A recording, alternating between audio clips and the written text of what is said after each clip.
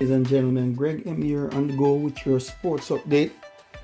Going into track and field, and this caught my attention.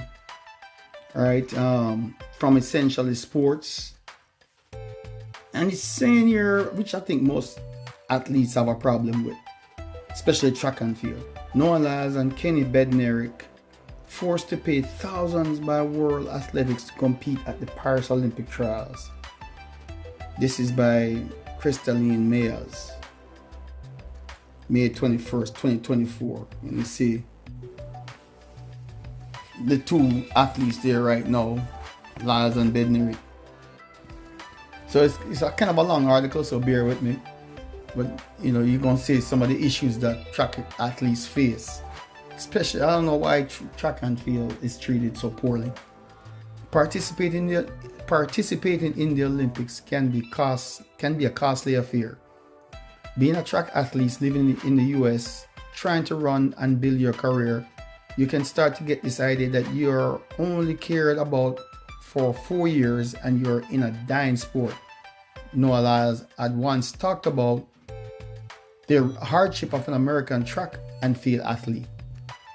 While getting back from this sport has been scanty, according to the athletes, expenses for pursuing it are equally on the higher side. Noah and compatriot Kenny Bednarik recent revelations on social media once again brought this issue to the forefront. After winning gold at the Bahamas World Relays, Wisconsin native Kenny Bednarik turned his by finishing the men's 200-meter sprint in a 19.67 seconds at the Doha Diamond League, breaking Noah Lyles' meet record.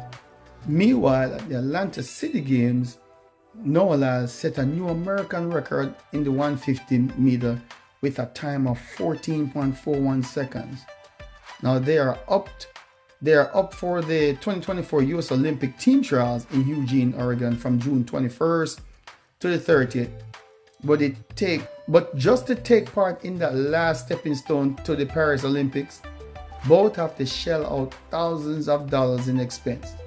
And this is where I was kind of surprised, because I thought the USA track and field take care of that for the athlete, the expense. That's why I thought the whole purpose of USA track and field is, especially for selecting your team for the Olympics. In a post on X on May 17, 2024, Kenny Bednarik highlighted the financial strain athletes face in gearing up for the 2024 US Olympic team trials.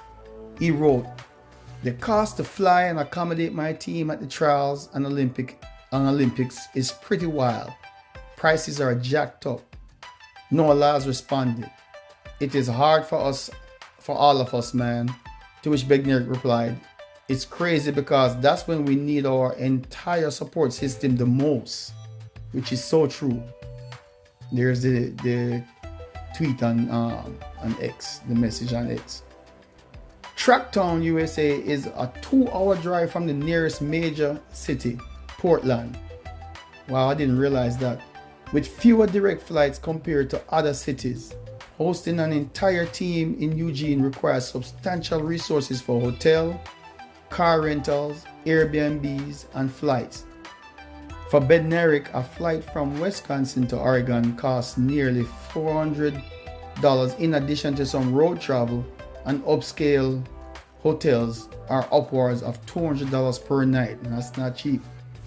Including additional expenses for food, car rental, baggage fees, and transportation, the cost of a 10-day event can exceed $2,000 per person. Not just for him, but if he has a member, a support team of 5, including himself, you see how much that could come out to. So to continue the story, this amount does not include costs for coaches, just like I was saying, support staff, or family members. Similarly, for Noah Lyles, flying from Florida to Eugene costs approximately $300, with additional expenses pushing the total per person to over $1,000 to $1,500. These costs are particularly challenging for athletes without substantial sponsorship or deals. because not everybody's ranking the top 10 or whatever, top 20.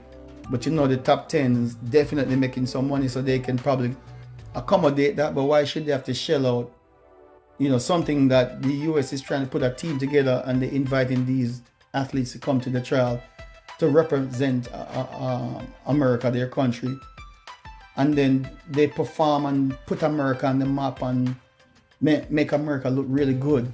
But then, yeah, you know, you come to the trials at your own expense and risk. It's crazy. So if you don't have sponsorship, it's pretty tough for the up and coming athletes that don't have any big sponsorship. As we consider these examples, it is important to note how athletes lack adequate support from federations, adding to their financial burden during the critical times in their careers.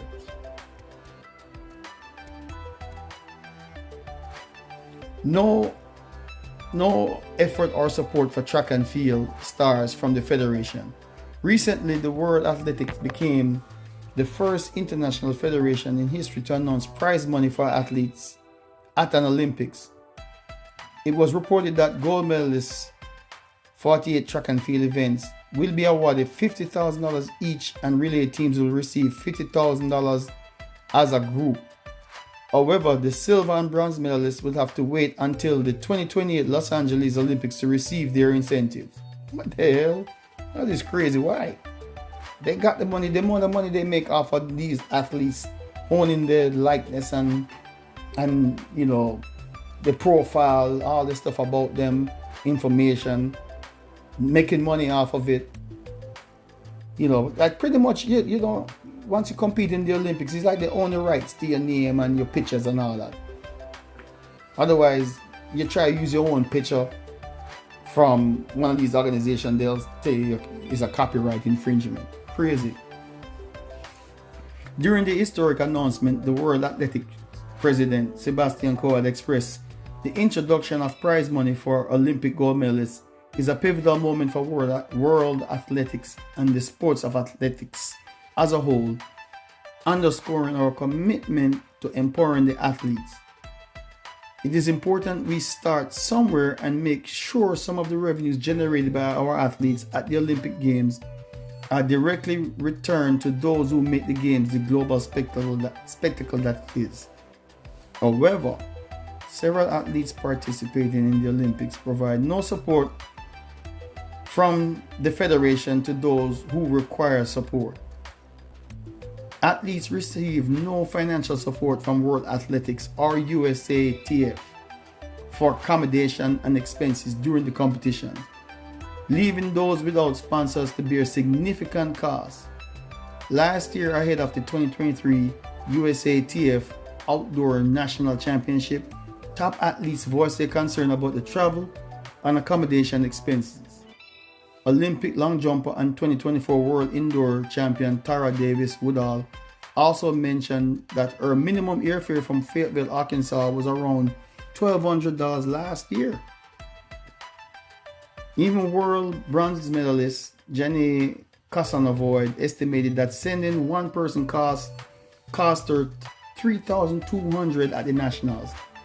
Adding to the financial strain, subscription streaming service Flow Sports secured the US rights to the Athletic Diamond League despite high subscription costs, with no direct financial benefits for the athlete.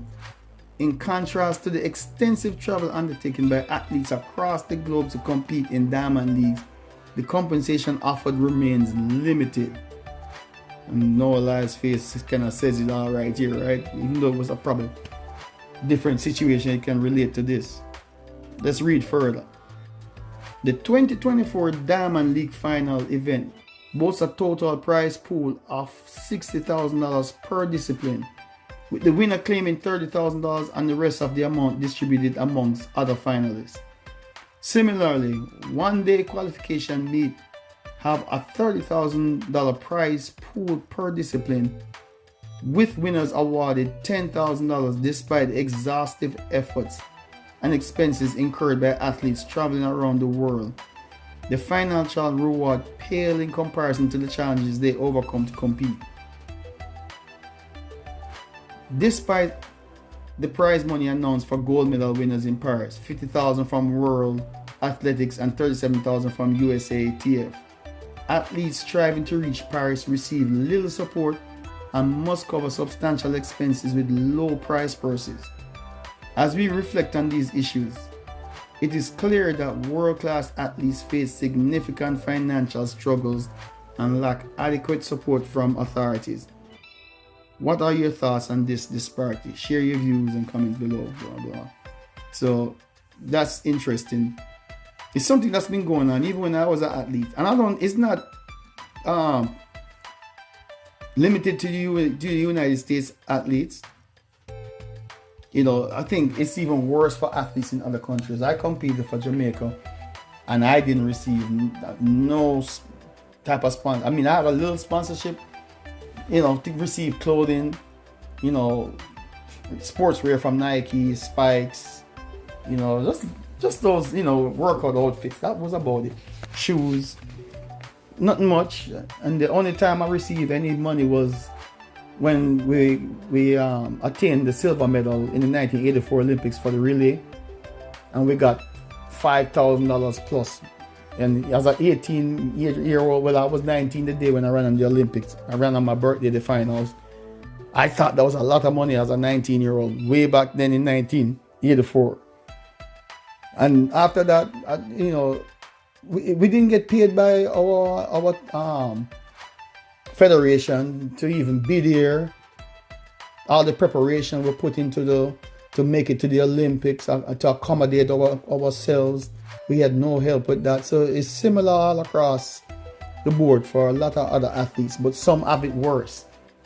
The ones that are trying to make a career out of track and field, just, it's tough. They have to go by themselves, leave their support. They can't carry a physical therapist, a massage therapist. They can't even bring family members to come there and support. Family members have to pay their own way just to come show support. And then they go and represent, win gold medals, silver, bronze, just wearing the colors at the Olympics, and not only that, the money that these athletes draw for these associations, the federations, the Olympics, world championships, the diamond leagues, you name it. These people are making all kind of money that they make from advertising and the ticket draw that the athletes bring. They're making twice as much, and the athletes get very little in return. Unless you rank in the top 5 or 10, you're not really, it's not really that much compared to your, other professional teams out there. In America, you see the basketball, the football, the baseball, golf, tennis. Track and field still struggle these years to get their due respect, and it needs to improve. And awareness still needs to be brought to all of this discrepancies and unfairness. These athletes put in a lot of work, train for 4 years, accumulate a lot of expenses that they probably can't even write off on the taxes. I don't know if they're able to write it off on the taxes. Somebody know that, let me know.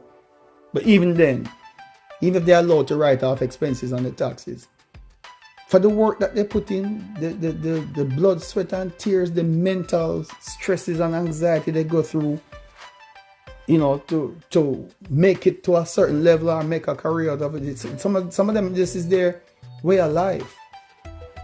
That's why so many track and field athletes end up giving up the sports and go play other sports like football, especially in America. Other countries don't have that luxury. They just drop out and have to go work at 9 to 5. And at a young stage, just don't see the full potential ever, and a lot of time living with regrets.